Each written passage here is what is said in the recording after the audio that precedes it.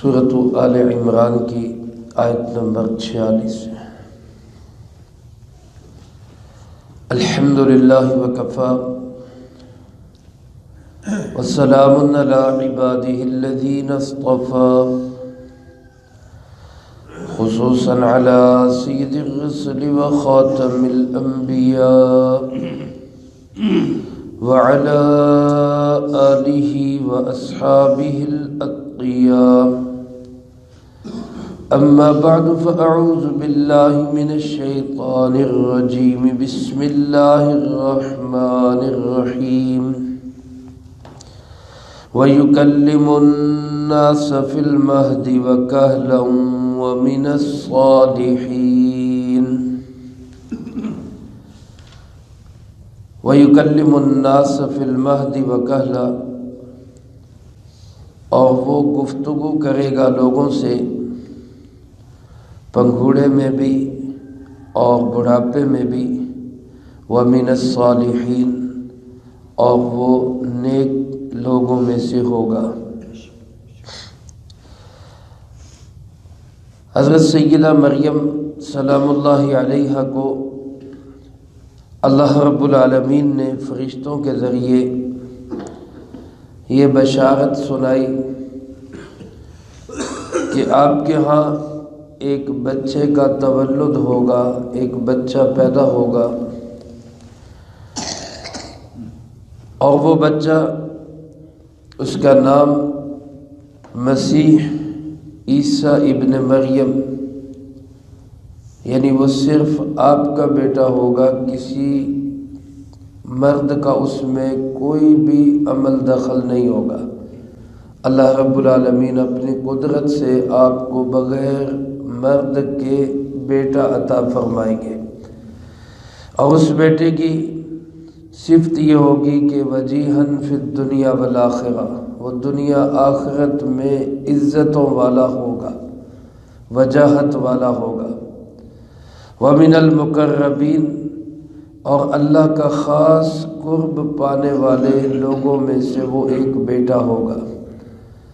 علماء نے لکھا ہے دنیا میں ایک وجاہت تو اللہ پاک نے حضرت عیسیٰ علیہ السلام کو یہ عطا فرمائی کہ ان کو اور ان کی والدہ کو مس شیطانی سے محفوظ رکھا۔ گزشتہ آیات میں گزر چکا ہے، بچہ جب پیدا ہوتا ہے تو شیطان اس بچے کو مس کرتا ہے، جس سے بچہ روتا اور چلاتا ہے۔ حضرت عیسیٰ علیہ السلام اور ان کی والدہ ماجدہ کو ان کی والدہ یعنی حضرت عیسیٰ علیہ السلام کی نانی جان حنہ نے دعا دی تھی، جس کی برکت سے اللہ نے اس بیٹی کو اور اس کے بیٹے کو مس شیطانی سے محفوظ رکھا۔ یہ بھی ایک وجاہت ہے دنیا کے اندر، اور ایک وجاہت حضرت عیسیٰ علیہ السلام کو دنیا میں یہ ملی کہ وَيُكَلِّمُ النَّاسَ فِي الْمَهْدِ، وہ مہد میں لوگوں سے گفتگو کرے گا۔ مہد کہتے ہیں گود کو بھی اور پنگوڑے کو بھی۔ مقصد یہ ہے کہ چھوٹی عمر میں بچے کی ولادت کے بعد نو عمری میں، جس میں عام طور پر بچے بولتے نہیں ہیں، گفتگو نہیں کرتے، حضرت عیسیٰ علیہ السلام کو اللہ پاک یہ عزت دیں گے کہ وہ اس بچپنے کے اندر لوگوں سے گفتگو کریں گے۔ چنانچہ جب حضرت مریم حضرت عیسیٰ علیہ السلام کو گود میں اٹھائی، اپنی قوم کے پاس آئی، تو قوم کے لوگوں نے سوال کیا یا اخت ہارون ما کان ابوک امرأ سوء وما کانت امک بغیہ، اے ہارون کی بہن، یہ تو نے کیا حرکت کی ہے؟ تیرا باپ بھی شریف آدمی تھا، تیری والدہ بھی عزت والی تھی، تو نے یہ کیا حرکت کی؟ گویا لوگوں نے الزام لگانا چاہا۔ اللہ پاک کی طرف سے حکم یہ تھا کہ اگر لوگ سوال پوچھیں، بات کریں، تو اس بچے کی طرف سے اشارہ کر دینا، اس سے ہی پوچھ لو کہ یہ کس کا ہے۔ چنانچہ انہوں نے حکم خداوندی کے مطابق فَأَشَارَتْ إِلَيْهِ، حضرت عیسیٰ علیہ السلام کی طرف اشارہ کیا، ان سے پوچھ رہا ہوں۔ وہ لوگ کہنے لگے کیف نکلم من کان فی المہد صبیا، جو ایک بچہ چھوٹا گود میں ہے، نومولود بچہ ہے، شیر خوار بچہ ہے، اس سے ہم کیسے گفتگو کریں؟ ابھی وہ یہ کہہ ہی رہے تھے کہ حضرت عیسیٰ علیہ السلام اس شیر خوارگی کے عالم میں انہوں نے اپنی اماں کی پاک دامنی کی گواہی دی، اور ایسی خوبصورت گواہی دی کہ قرآن کریم نے اس کو اپنا حصہ بنایا۔ حضرت عیسیٰ علیہ السلام فرمانے لگے انی عبد اللہ، میں اللہ کا بندہ ہوں، آتانی الکتاب وجعلنی نبیا وجعلنی مبارکا اینما کنت واوصانی بالصلاة والزکاة ما دمت حیا وبرا بوالدتی ولم یجعلنی جبارا شقیا والسلام علی یوم ولدت ویوم اموت ویوم ابعث حیا۔ یہ سارا کلام حضرت سیدنا عیسیٰ علی نبینا وعلیہ السلام کا ہے۔ گویا اس میں انہوں نے شہادت دی کہ میری اماں وہ پاک دامن ہے، کوئی غلط کاری نہیں ہے، کسی مرد کا اس میں عمل دخل نہیں ہے، اللہ نے اپنی قدرت سے بغیر باپ کے حضرت عیسیٰ علیہ السلام کو پیدا کیا۔ تو یہ گفتگو انہوں نے کی شیر خوارگی کے عالم میں، بچپنے کے اندر، جس میں عام طور پہ بچے گفتگو کر نہیں سکتے، اور اگر کوئی کرتا بھی ہے تو اوں آ کرتے ہیں جو سمجھ آنے والی نہیں۔ لیکن حضرت عیسیٰ علیہ السلام نے ایسی گفتگو کی جو انتہائی اعلیٰ درجے کا ذہین و فطین بندہ جس طرح گفتگو کرتا ہے، اس طرح حضرت عیسیٰ علیہ السلام نے گفتگو کی۔ علماء کرام نے، مفسرین عظام رحمہم اللہ نے یہاں لکھا ہے کہ کچھ اور بھی بچے ہیں جنہوں نے شیر خوارگی میں گفتگو کی تھی۔ ایک تو حضرت سیدنا یوسف علی نبینا علیہ السلام، جب ان پر زلیخا نے الزام لگایا تو ان کی پاک دامنی کی گواہی بھی ایک بچے نے دی۔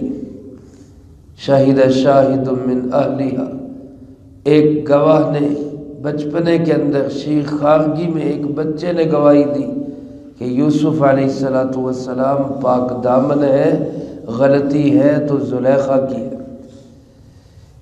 میرے عزیز دوستو، قربان جائے ان مقدس ہستیوں کے جن کی پاک دامنی شیر خوار بچے بھی دیتے ہیں۔ کہتے ہیں نا بچے من کے سچے۔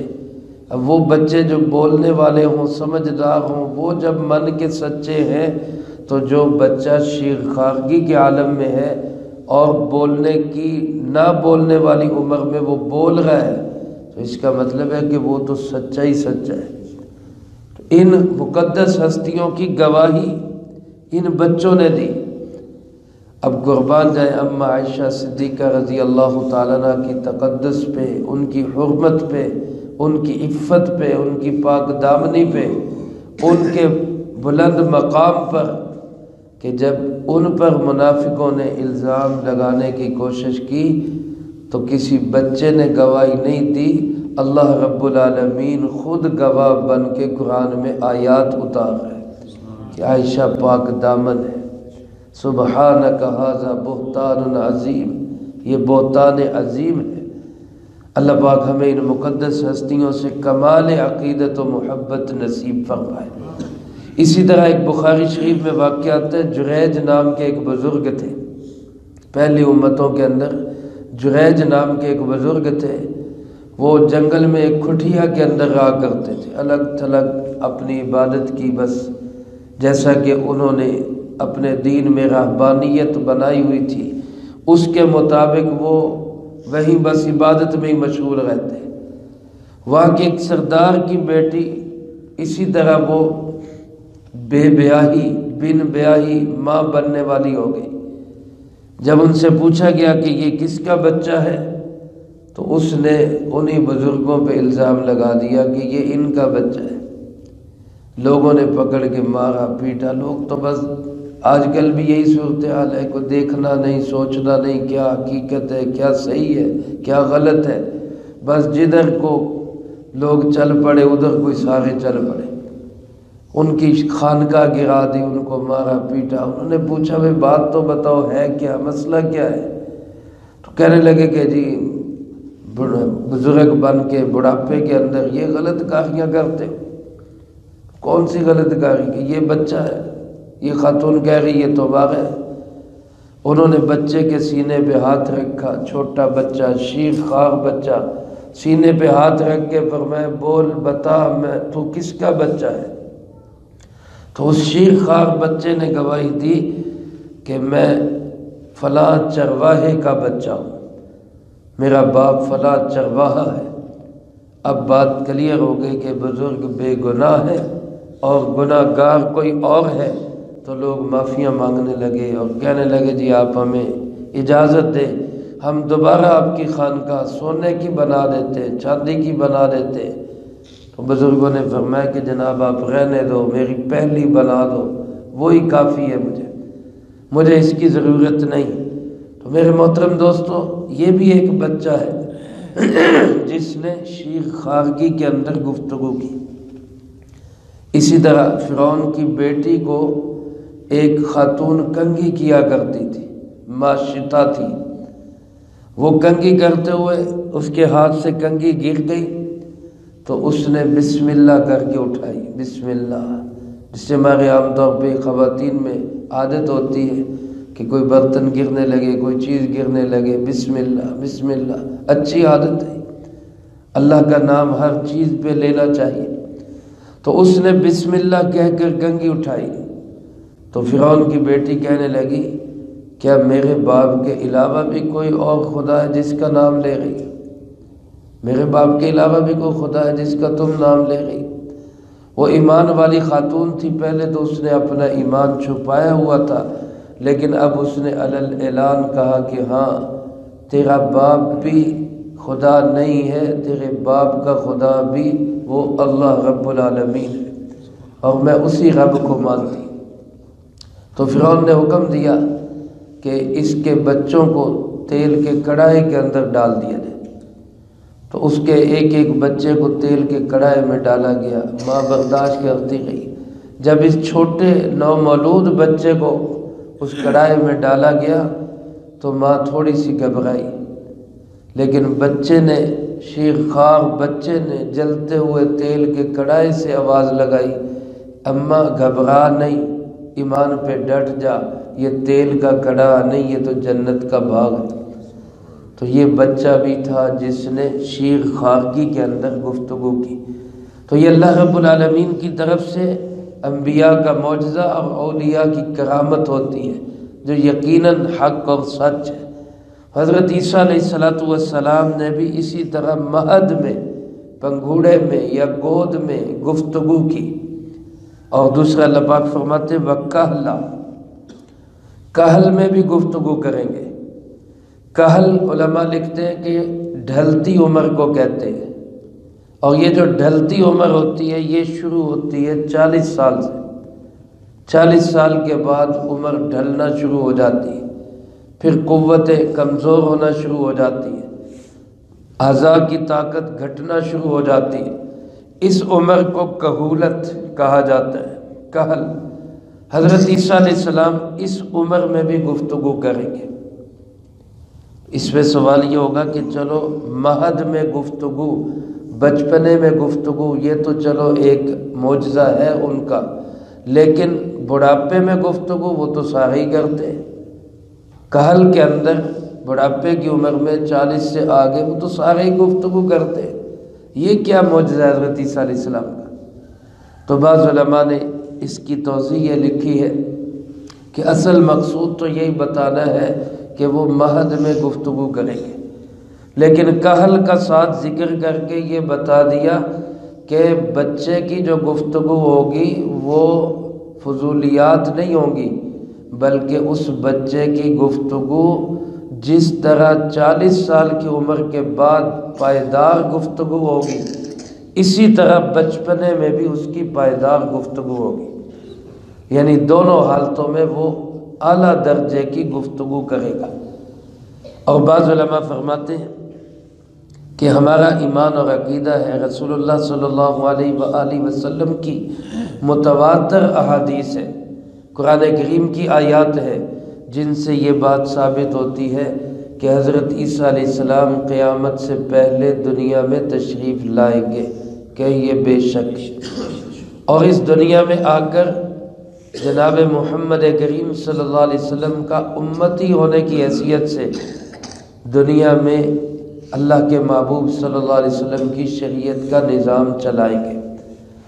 تو حضرت عیسیٰ علیہ السلام جب آئیں گے تو پھر ان پر کہولت کی عمر آئے گی، کیونکہ زیادہ تر علماء مفسرین لکھتے ہیں کہ حضرت عیسیٰ علیہ السلام جب دنیا سے آسمانوں کی طرف اٹھا لیے گئے تو ان کی عمر اس وقت 33 سال تھی۔ تو جب 33 سال کی عمر میں وہ اٹھا لیے گئے تو کہولت کی عمر کو تو وہ پہنچے ہی نہیں، ابھی 40 سال والی کہولت والی عمر تو ابھی ان کی ہوئی نہیں۔ پھر جب وہ کہولت والی عمر میں آئیں گے، یعنی دنیا میں آئیں گے اور 40 سال سے اوپر ان کی عمر ہوگی تو پھر بھی وہ گفتگو کریں گے، تو گویا یہ ان کا ایک معجزہ ہے کہ وہ قرب قیامت میں پھر دنیا میں تشریف لائیں گے۔ تو کہل کہہ کے گویا اللہ پاک نے اس طرف اشارہ کر دیا۔ اس کے علاوہ اور بھی آیات سے اس کی طرف اشارہ ہے اور متواتر احادیث ہے کہ حضرت عیسیٰ علیہ السلام قیامت سے پہلے دنیا میں تشریف لائیں گے۔ البتہ ایک قول ہمارے استاد محترم شیخ الاسلام حضرت مولانا مفتی محمد تقی عثمانی صاحب دامت فیوزہم نے معارف القرآن کے حاشیہ میں اسی آیت کے تحت نقل کیا ہے مولانا بدر عالم میرٹھی رحمۃ اللہ علیہ کا، کہ حضرت عیسیٰ علیہ السلام جب زمین سے اٹھائے گئے آسمانوں کی طرف تو ان کی عمر 80 برس تھی، 80 برس کی عمر میں وہ اٹھائے گئے۔ یہ بھی محقق علماء کا قول ہے، حضرت مولانا بدر عالم میرٹھی رحمۃ اللہ علیہ نے اس کو نقل کیا۔ لیکن بہرحال بڑھاپے میں بھی وہ گفتگو کریں گے، یہ بھی ان کی کرامت اور معجزہ، اور بچپنے میں بھی وہ گفتگو انہوں نے کی، یہ بھی ان کا معجزہ۔ اللہ پاک یہ بتا رہے ہیں کہ ان کی دونوں گفتگو ایک جیسی، یعنی بڑی قیمتی گفتگو ہوگی، اور فرمایا وہ بچہ وَمِنَ الصَّالِحِينَ اعلیٰ درجے کے نیک لوگوں میں سے ہوگا۔ یہاں صالحین سے مراد اسی طرح جیسے پہلے بھی گزر چکا، صالحین عام امت کے صلحاء مراد نہیں، جو نیک لوگوں کا چوتھا درجہ ہے، کیونکہ نبی کا پہلا مقام ہوتا ہے، اس لیے یہاں صالحین سے مراد اعلیٰ درجے کے صالحین، یعنی حضرات انبیاء علیہ السلام میں بھی بلند مقام رکھنے والوں میں ایک حضرت سیدنا عیسیٰ علی نبینا وعلیہ السلام ہے۔ یہ بشارت سنائی گئی حضرت مریم سلام اللہ علیہ کو، اور بچے کی صفات اور کوالٹیز بیان کی گئی۔ اس پہ حضرت مریم کا ریئیکشن کیا تھا، رد عمل کیا تھا، اس کا تذکرہ اللہ پاک نے اگلی آیات میں کیا ہے، وہ انشاءاللہ اگلی فرصت میں آئے گا۔ اللہ پاک سے دعا ہے اللہ مجھے آپ کو سب کو قرآن و سنت کی صحیح سمجھ نصیب فرمائے، جو کہا سنا اس کو زندگی میں لا کے دوسروں تک پہنچانے کی توفیق عطا فرمائے۔ الحمدللہ رب العالمین والعاقبۃ للمتقین والصلاة والسلام علی اشرف الانبیاء والمرسلین وخاتم النبیین۔ اللہم لک الحمد کما ینبغی لجلال وجہک وعظیم سلطانک، اللہم لا احصی ثناء علیک انت کما اثنیت علی نفسک، اللہم لک الحمد کما انت اہلہ، صلی علی محمد کما انت اہلہ، وافعل بنا ما انت اہلہ، فإنک اہل التقوی واہل المغفرہ، اللہم وفقنا لما تحب وترضى من القول والعمل والہدی والنیہ، انک علی کل شیء قدیر۔ اے مولا کریم، یا اللہ پاک، اس پورے ہفتے میں جتنا درس قرآن ہوا، طلبہ عزیز طالبات نے جو پڑھائی کی، ان احباب نے جو اعمال کیے، ابھی سورۃ یاسین شریف پڑھی گئی، اللہ اس سب کو اپنی بارگاہ میں قبول فرما۔ اے مولا کریم، ان مقبول اعمال کا اجر و ثواب ہمارے پیارے آقا جناب محمد کریم خاتم النبیین صلی اللہ علیہ وآلہ وسلم کو پہنچا۔ آپ علیہ الصلوۃ والسلام کو ہم سب کی طرف سے بہترین جزائے خیر نصیب فرما۔ آپ کے توسل و تصدق سے تمام انبیاء، تمام صحابہ، تمام اہل بیت، ازواج مطہرات، بنات اطہار، نبی پاک صلی اللہ علیہ وآلہ وسلم کی امت کے وہ تمام لوگ جو اس دنیا سے جا چکے، جو موجود ہیں، جو قیامت تک آئیں گے، اللہ سب کو اس کا اجر و ثواب نصیب فرما۔ بالخصوص حاضرین مجلس میں سے جس کے جو عزیز و اقارب، رشتہ دار، دوست، احباب، اساتذہ، مشائخ، والدین اس دنیا سے جا چکے، اللہ ان سب کو اس کا اجر و ثواب نصیب فرما۔ اسی طرح سامعین درس میں سے جس کے بھی جو اس سے پہلے دنیا سے جا چکے، اللہ ان سب کو اس کا اجر و ثواب نصیب فرما۔ تمام مرحومین کی قبور کو جنت کا باغ بنا، سب کے درجات کو بلند فرما، سیئات کو حسنات سے تبدیل فرما، کروٹ کروٹ چین سکون اطمینان نصیب فرما، اگلی تمام منزلیں سب کے لیے آسان فرما۔ اے مولا کریم، ہم میں سے ہر ایک کو اپنے اپنے وقت پہ اچھی موت نصیب فرما، بری موت اور اس کے اسباب سے بھی اللہ ہماری حفاظت فرما، عزت کی زندگی، شہادت کی موت نصیب فرما، اسلام والی زندگی، ایمان والی موت نصیب فرما، اللہ اپنے محبوب کے دیار میں دفن ہونا نصیب فرما۔ اے مولا کریم، جتنے میرے بھائی بزرگ بچے تشریف فرما ہے، جس کے دل میں جو حاجت، جو تمنا، جو آرزو، اللہ اپنی رحمت سے سب کی جائز نیک تمناؤں کو پورا فرما۔ اے مولا کریم، کوئی پریشان حال ہے تو اس کی پریشانیوں کو دور فرما، کوئی مقروض ہے تو اس کو قرضوں کے بوجھ سے رہائی نصیب فرما، کوئی بے اولاد ہے تو اللہ اس کو نیک صالح اولاد نصیب فرما، کوئی بیمار ہے تو اللہ اس کو تندرستی اور شفا عطا فرما۔